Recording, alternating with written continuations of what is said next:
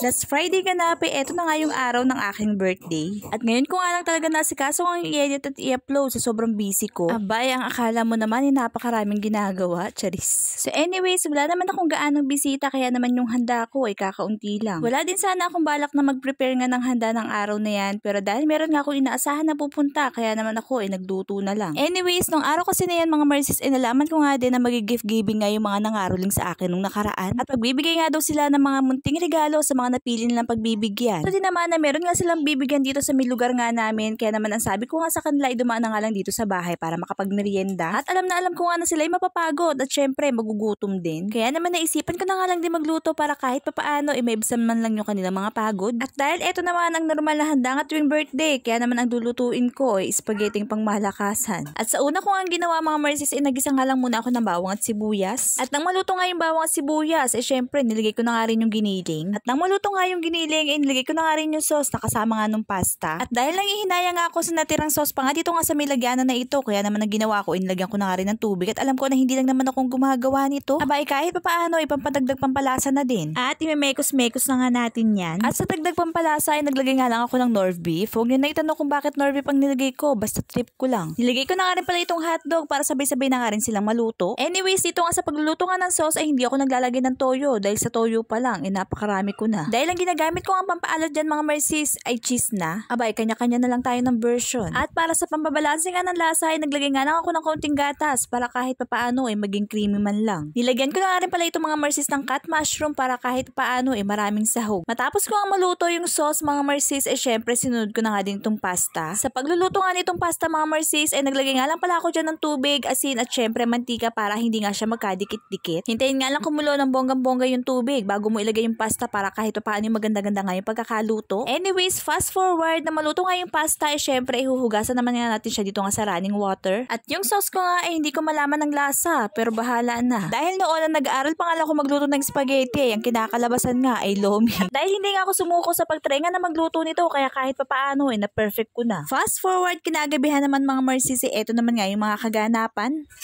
Happy birthday! Happy na birthday mo pa! Ilang taon ka na? Happy birthday! Iyak na yan! Iiyak na yan! Iiyak na yan! At medyo ginabi na nga rin yung aking mga hinihintay nga na bisita at tingnan nyo naman at may pasabog pa. 1, 2, 1, go! Happy na birthday mo pa! Happy na birthday mo pa! Happy na birthday mo pa! Happy birthday! Ilang taon ka na! Ilang taon ka na! Ilang taon ka na! Happy birthday! Sa mga oras nga nene, sila lang talaga yung hinihintay ko at medyo ginabi lang talaga sila at marami nga daw silang pinuntahan. At medyo malalayo din talaga yung mga bahay nga na kanilang pinuntahan. At eto nga yung simpleng pamasko para nga sa kanilang mga bibigyan. At yun lang po muna for today's video. Thank you for watching. God bless po. Follow and share. Merry Christmas!